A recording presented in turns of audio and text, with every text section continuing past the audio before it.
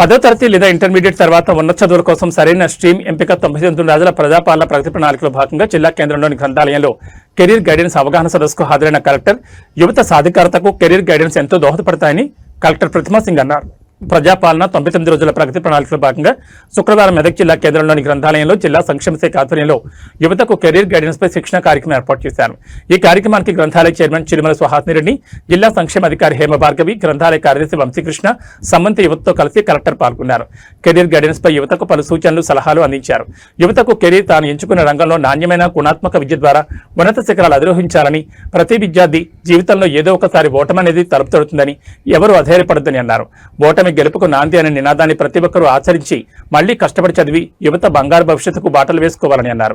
విద్యార్థులు మరియు ఉద్యోగులు తమ ఆసక్తులు, నైపుణ్యాలు మరియు వ్యక్తిత్వానికి తగిన సరైన వృత్తి మార్గాన్ని ఎంచుకోవడంలో సహాయపడే ఒక వ్యవస్థీకృత ప్రక్రియ అని వివరించారు.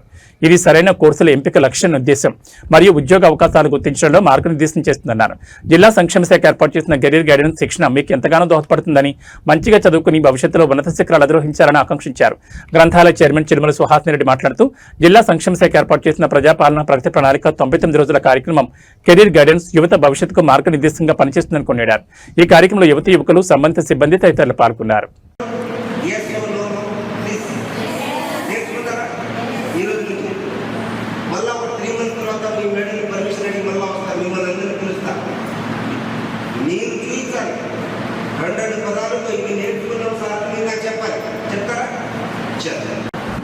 ఎంతమంది ఉన్నారు ఇక్కడ 10th పాస్ అయిన వాళ్ళు ఈ సంవత్సరం? చెప్పు, మరి నువ్వేం తీసుకుంటూ ఎందుకు? మేడం ఏం చెప్తున్నారు అంటే, సార్ నేను ఎంపీసీ తీసుకుంటా, నేను సాఫ్ట్వేర్ ఇంజనీర్ అవుతా అంటున్నారు. సాఫ్ట్వేర్ ఇంజనీర్ అవ్వడానికి ఇంటర్మీడియట్ క్వాలిఫికేషన్ కూడా సరిపోతుంది. మరి అందరూ ఎంపీసీ ఈవెన్ బైపీసీ తీసుకున్నా, సిఈసీ తీసుకున్నా, హెచ్ఈసీ తీసుకున్నా సరే you can become software engineer. Only MPC.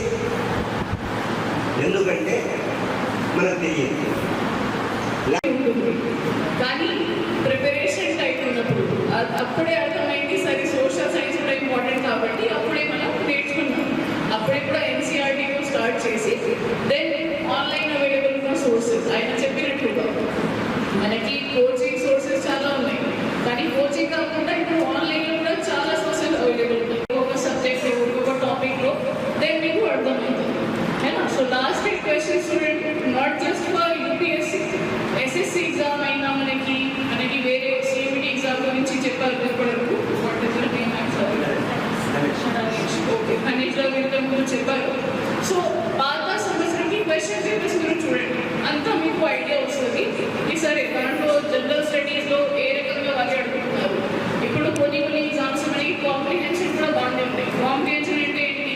Simple వాళ్ళే ఒకటే స్టేట్మెంట్ ఇస్తారు, ఒకటే పారాగ్రాఫ్, దెన్ ఆ పారాగ్రాఫ్ సంబంధించి క్వశ్చన్స్ అడుగుతారు.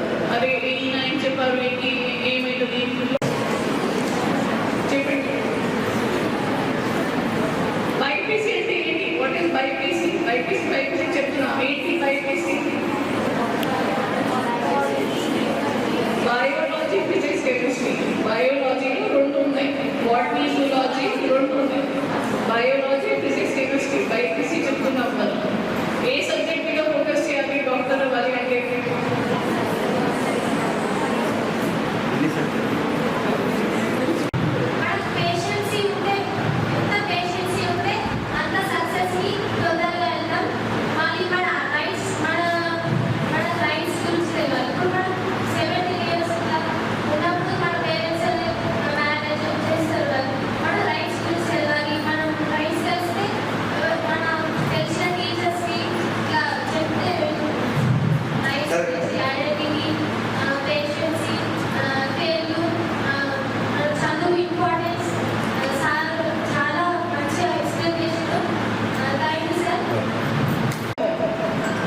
రెగ్యులర్ క్వశ్చన్ కూడా టైమింగ్ ఉంటుంది. మీరు లాస్ట్లో తీస్తున్నారు. ఇప్పుడు ఎగ్జాంపుల్ ఇచ్చారు, ఏ ఫాదర్ బి సిస్టర్ సి కొడుకు ఈ. సో ఫైనల్ ఏ ఆర్ ఈ సంబంధం ఏంటి? సో అది కూడా మీరు చేయడానికి చాలా ఫాస్ట్గా చేయాలి. సో ప్రాక్టీస్ చేయాలి ఇట్లాంటి క్వశ్చన్స్.